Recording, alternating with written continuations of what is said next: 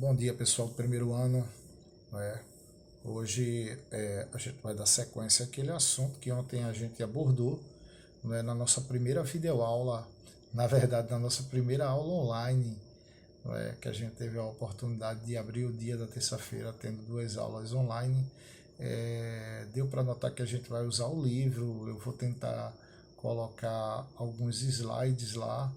Quero agradecer aí àqueles que conseguiram participar, tá? E outros parece que não conseguiu abrir o link lá, mas o Omar enviou, tá? E o link, gente, vai ficar aquele mesmo. Então, quando a gente tiver aula terça-feira que vem, eu vou colocar ele de novo, mas é o mesmo link. Se você já tem ele salvo, de 8 horas da manhã, você já vai entrar na minha aula lá comigo, tá? Na terça-feira. Então, hoje a nossa aula, basicamente, eu vou dar um resumo do que a gente falou, tá? Eu estou colocando até aqui, ó, que nas aulas online utilizamos ferramenta como o Google Meet, tá? Então, o link ele é enviado para o portal, mas o link pode ser enviado também para um grupo de alunos que vocês têm. Eu posso enviar isso aí ao Omar, tá? Mas ele vai estar lá no portal. Lembrando que para eu abrir esse link, eu preciso que meu celular ele tenha o Google Meet, né? Se eu não tiver, não abre, tá? Então, qualquer dúvida, minha aluna, ela geralmente fala comigo por e-mail, não é? É, Qualquer dúvida, entra em contato comigo pelo WhatsApp 986843982, tá? Então, dentro da possibilidade, como eu já disse a vocês, eu retorno, gente. Eu mando lá escrito e tento resolver qualquer problema, tanto de pendência relacionada a assuntos, problema ligado a link, problema ligado a nota, tudo isso a gente vai se adequando, tá? Tá certo? Então, vê só, a gente vai dar continuidade aqui, a gente vai dar início hoje, na realidade, falando de um pouquinho que a gente já viu, que era divisão celular. Basicamente, na terça-feira, a gente começou o dia falando sobre divisão celular e núcleo celular. E aí a gente viu que antes de ocorrer essa divisão celular, é necessário que a célula ela passe por etapas, o núcleo celular ele passe por etapas, aonde ele vai ter uma atividade intensa metabólica, ele vai ter uma condensação cromossômica, para logo em seguida a terceira fase da intérfase ele entrar em divisão celular, tá? Então a gente viu que nessa divisão celular ele origina novas células que podem elas ter o número de cromossomos da espécie ou pode ter a metade do número de cromossomos da espécie. Então essa divisão celular a gente conhece ela como mitose e meiose, tá? Quando falamos em cromossomo, a gente viu que o cromossomo é uma estrutura encontrada no núcleo que tem uma longa molécula de DNA, onde esses DNAs eles estão formados ou associados a determinadas proteínas, que a gente chamou essas proteínas de histonas. Quando a gente olha ele no microscópio óptico, que é aquele que é preciso uma luminosidade para poder observar, eu só consigo enxergar o cromossomo quando a célula está num período de divisão chamado de metáfase. Por quê, Rogério? Porque nesse período de metáfase, que é o segundo período da divisão mitótica, ela vai estar bastante grossa, ela está bem condensada. Geralmente ela fica em forma de cromatina, que é uma linha, tá? Mas aí nesse período, como ele está com o cromossomo duplicado e condensado, eu vou encontrar ela, né, bem visível. E aí quando a gente falou de cromossomo, a gente viu que o cromossomo ele é formado por braços. Eu tenho cromossomos simples com dois braços e tenho cromossomo duplo, onde eles vão apresentar quatro braços, tá? Sendo que esses braços são presos por uma região que a gente chamou de centrômero. Eu creio que vocês se lembrem que é a posição do centrômero, o lugar onde ele está, que vai fazer com que a gente possa classificar o nosso cromossomo. Né? Então, olhando aqui, a gente se lembra que viu isso quando falou em núcleo celular. eu tenho o metacêntrico, que está no meio, não é? O centrômero, o submetacêntrico, que ele está mais acima, um pouquinho fora do meio, o telocêntrico, que basicamente ele está na extremidade, e o acrocêntrico, que ele está um pouco próximo à extremidade. Então, essas são as possíveis posições dos centrômeros, né, ao nível de cromossomos. Então, um termo que a gente usa muito é chamar homólogos. Homólogos vem de iguais, né? Então, quando eu digo que os cromossomos são homólogos, eu estou me referindo que esses cromossomos eles são iguais quanto à forma e quanto ao tamanho, tá?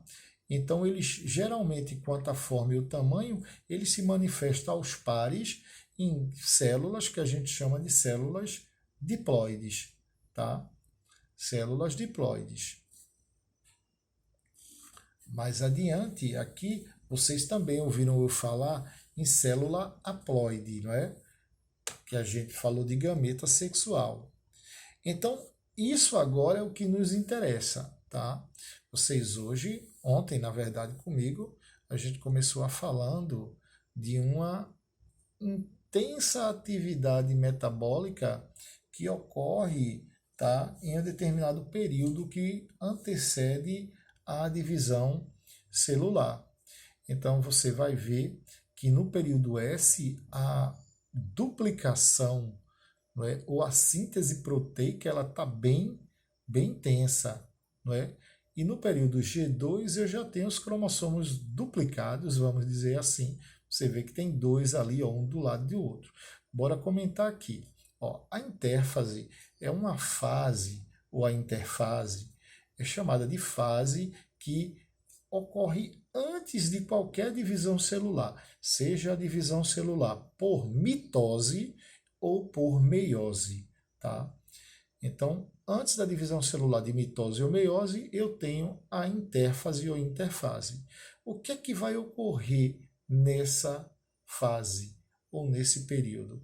Eu vou ter um aumento na quantidade, não é, metabólica de substâncias orgânicas dentro do núcleo e também a duplicação desse cromossomo. Então, ele vai preparar toda a célula para que ela possa, consequentemente, entrar em divisão.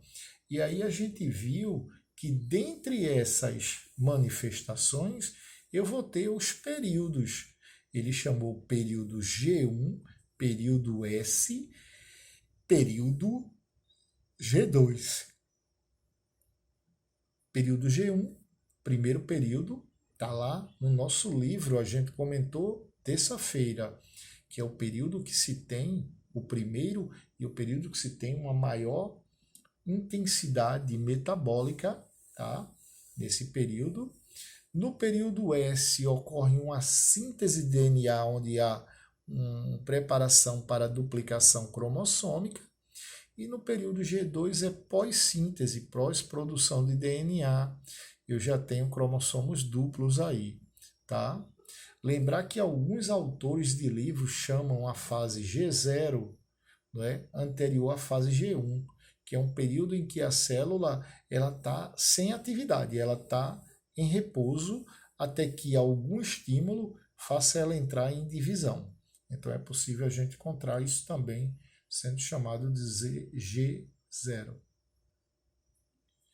A gente vai dar continuidade aqui porque eu falei por alto em gametas sexuais, falamos em células do corpo e células que tinham o mesmo número de cromossomos da espécie e células que têm a metade do número de cromossomos da espécie. Então usamos o termo meiose e mitose. Neste caso aqui, neste exemplo, pessoal, eu tenho um homem e uma mulher. O que está em cima do homem e da mulher aí são desenhos que a gente chama de cariotipo. Rogério, que danado é isso? Cariotipo é um mapeamento. Os cromossomos que estão presentes no homem estão presentes na mulher. Tá? Notem que eu tenho ao todo aí 23 pares para o homem, 23 pares para a mulher. Então, na hora em que o homem ele passa através do espermatozoide e a mulher através do óvulo ou ovócito as suas informações, eles passam por essas células uma redução. Eles têm 46 cromossomos, mas eles só vão passar 23. Por quê? Quando ocorrer a fusão do espermatozoide e do óvulo, tá?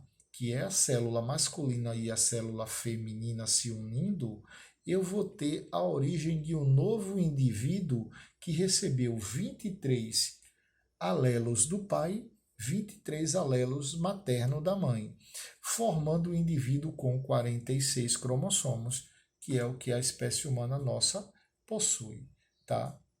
Então, a gente pode encontrar pessoas que têm ou que vêm a desenvolver alterações no patrimônio hereditário, tá?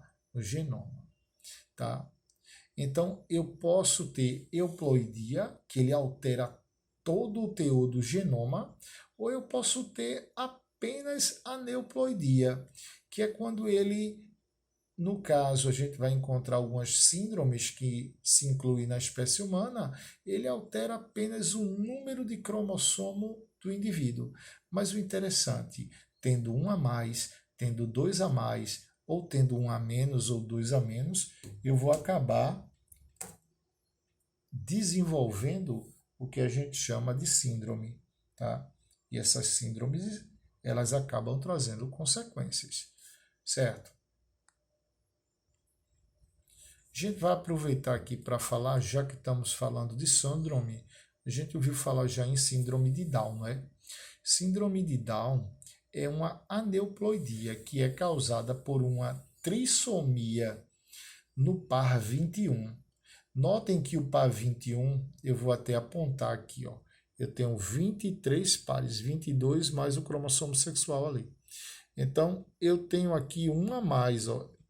Notem que todos estão com 2, mas aqui eu tenho um a mais.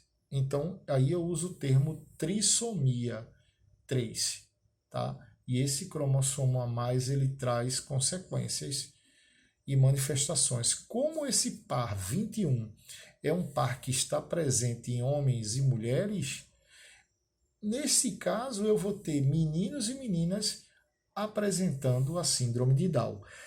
Que no passado, esta síndrome de Down ela era chamada de mongolismo. Por que, Rogério, mongolismo? Que o pessoal chamava mongol, mas na verdade porque na Mongólia se havia alto número de crianças que nasceram com esse problema, tá?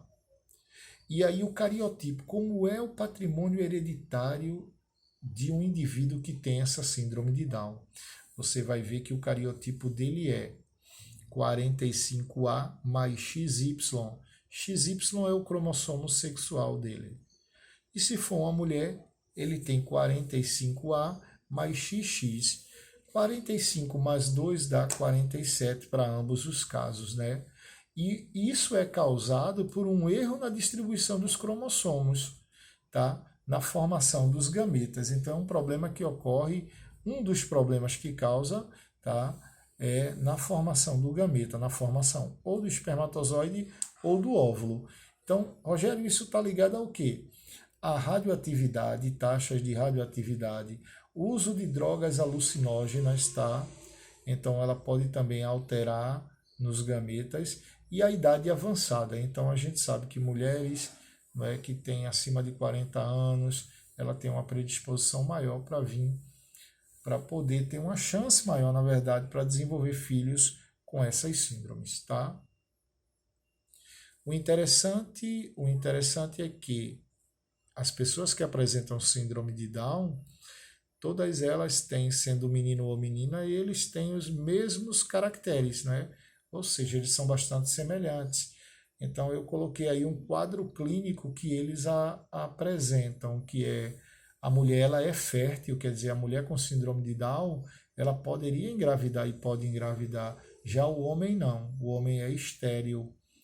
O homem não pode ter filho, a mulher pode, tá?